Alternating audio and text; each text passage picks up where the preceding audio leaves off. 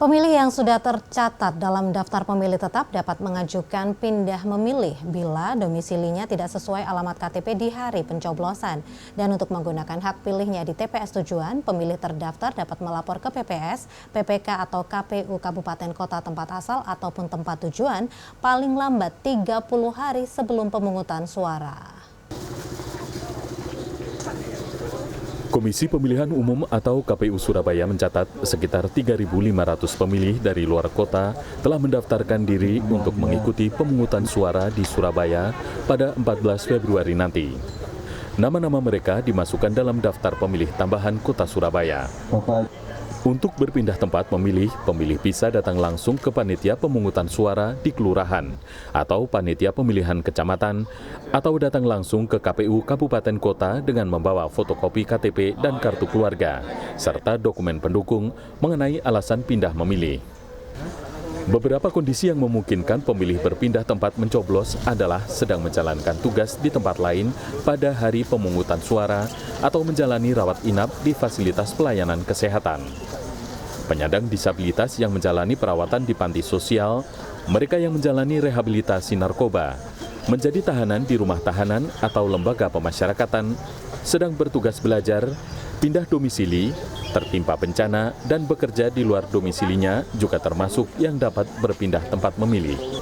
Pemilih dapat mengajukan pindah pilih selambat-lambatnya 30 hari sebelum tanggal pemungutan suara 14 Februari 2024. Namun berdasarkan uji materi di Mahkamah Konstitusi, pemilih dengan 4 kondisi berikut ini masih bisa mendaftar untuk pindah memilih selambat-lambatnya 7 hari sebelum pemungutan suara. Berdasarkan judicial review di Mahkamah Konstitusi, ada 4 jenis kondisi tertentu yang boleh diurus paling lambat H-7.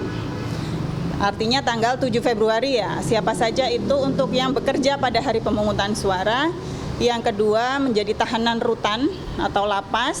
Kemudian yang ketiga sedang sakit, yang keempat kondisi bencana alam. Untuk memudahkan proses pindah memilih, KPU juga bekerja sama dengan instansi tertentu seperti kampus-kampus perguruan tinggi. Di tempat-tempat ini, KPU menyediakan posko pindah pilih. Kalau untuk yang pindah pilih sendiri, sebenarnya kan setiap individu harus mengurus sendiri untuk ke KPU Kota Surabaya yang ada di Jalan Aditya Warman.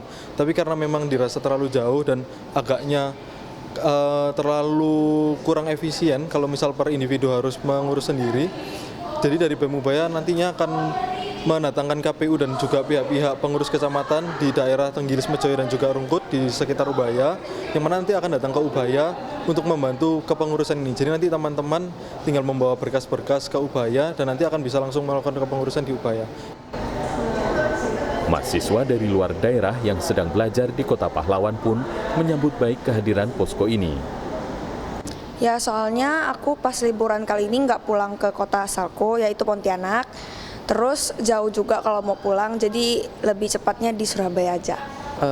Buat pemilu nanti, hari H pemilu itu saya lagi gak di asal kota saya, itu Ternate. Saya berada di Surabaya, jadi saya harus memindahkan tempat pemilih saya di sini, di Surabaya. Pemilih yang mengajukan pindah pilih akan mendapatkan surat suara sesuai dengan dokumen kependudukannya.